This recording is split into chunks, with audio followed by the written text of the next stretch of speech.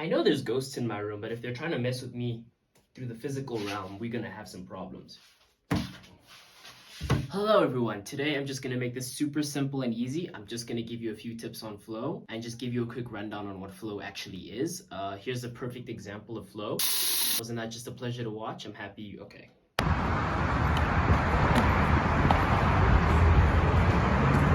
Jokes aside, flow is essentially how well you connect each and every one of your movements when building lines. A line is just you doing a whole bunch of movements together, synchronized, and then ending it with a fancy flip or a cartwheel, whatever you're feeling, man.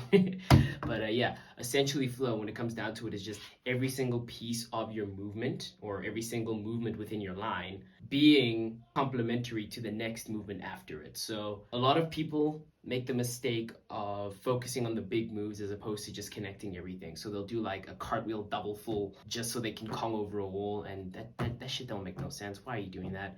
And I can attest to this as well, because I used to chuck some heavy shit just for the sake of chucking heavy shit, and then I'd be like, oh fuck, I'm in a line, all right, let me actually try to do this, and then it just wouldn't work out, and then it would be a chaotic mess, and then my flow wouldn't exactly look like flow, it'd look more like blow. But yes, tip number one for getting better flow is minimizing the amount of steps you take between each movement.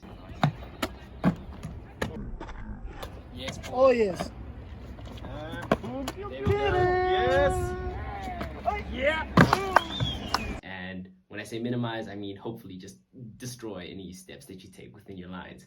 An issue that I have is that I'll do a line and then I'll look back at the clip and be like, why did I step so many times in the middle of that?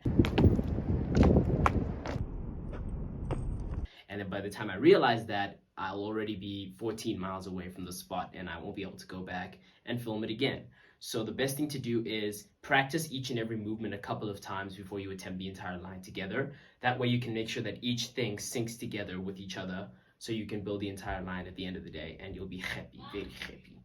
Yes. Tip number two is super simple and it sort of falls in with the first tip, closing gaps. And by closing gaps, I mean don't leave open space that makes it harder for you to run up and build up the rest of the line. Because if you're somebody like, I'm gonna say somebody like me, and you don't realize that you've left a massive gap between your movements, you'll either have to like on the spot think of another move to put in the middle of all that, and that might lead to injury because of that like split-second decision, or you'll just end up making a line that tires you out more than it should, and then the line just doesn't feel good, and then you're not happy and you don't want to go back and do it. When at the base of everything, you pretty much should have just taken the time to put everything together slowly and then spit everything up.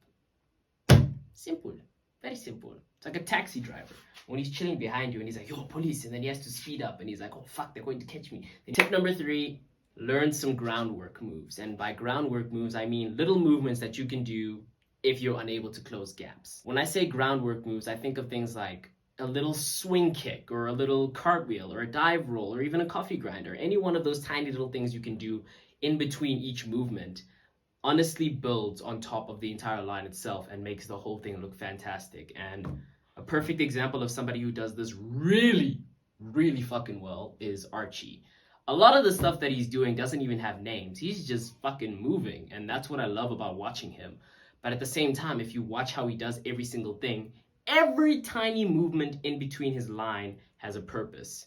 And that's essentially what you want to focus on when building flow lines. Make sure that everything you do within that line has a purpose and complements the line itself. Try to film YouTube. That was me attacking the ghost in my room. I just got a weird feeling. But anyway, if there are more questions you guys have about flow, just drop me a message, and hopefully that this kind of gave you a better idea of what flow is and what it is at the base of everything. And I'll see you next time. And if you enjoyed this video, buy me a PS5. And if you didn't, yeah, you could at least subscribe. That's all I'm asking. Love you. Peace. See you next time. Cheers. Why did I do that?